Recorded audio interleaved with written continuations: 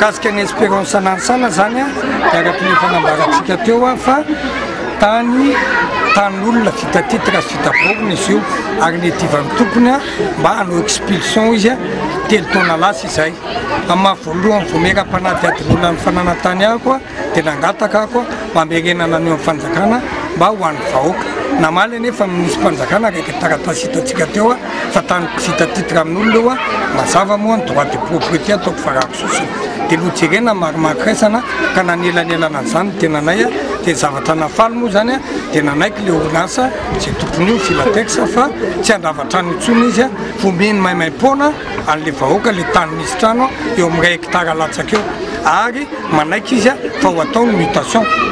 dia anao sony izy raha na atao donation le izy fa any amin'ny notera na atao acte de vente définitif dia manaiky izy ny anao sony an'izy dikan'izay zany tsy misy fandravana trano eto ny eo amin'le tanimbary indray zany dia io kosa marimakiraisana hoe ho fefeny ny taniny fa sainga zay mpamboly eo kosa dia mba homeny mba sololo inona moa zany mba solom-panajariana na solam-pangady toneny amin'izay ho fefeny tany mba tsy isanararoatra hitatra itsony feny zany dia fanatanterahana nyreo taratasy hoe sisa fa tsy misy eo feny zany dia tsy misy fandravana trano zany eto anansana amintsao ary mampitandrana matompona ndraiky tsara ny tenako ety mahafilohany vomerany enquête parlementaire na ny vomeram-panadiady amin'ireo mpanelitsao visy fepetra horesinay raha misy mivona amin'izay zavatray mampioolona hoe manao fampelezakevitra ianao dia hoe ampioolona le olona eo azery o trano io fa fitio dia tsisy an'izany eo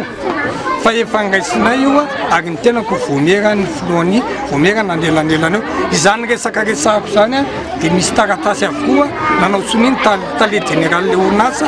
misy sony ampisolo vava mpahalalana ary ny tenako dia vavomelona manatrika an'izay zavatra natao ny anatranatra zany ataoko avoaka dia zao hoe manomboka zao ny efa lasa aza manorina trano ianareo raha tsy manana certificat de situation juridique na fanamarinana fananatany hoe anareo le tany faharoa aza manorina trano raha tsy maka permis na azona lalana satria natanao le tany azo azery ary fahatelo aza miaino entsao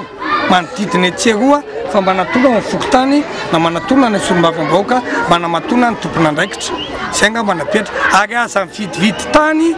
na trano raha tsy hitanao ny taratasy dia aoka ianareo mba manomboka zao kosa tsy hanitatra itsony na ho taitaitra hoe misy géomètre mandrefy eo fa vao géomètre andrefy hijery an'ilay tena refiny tokony omena anareo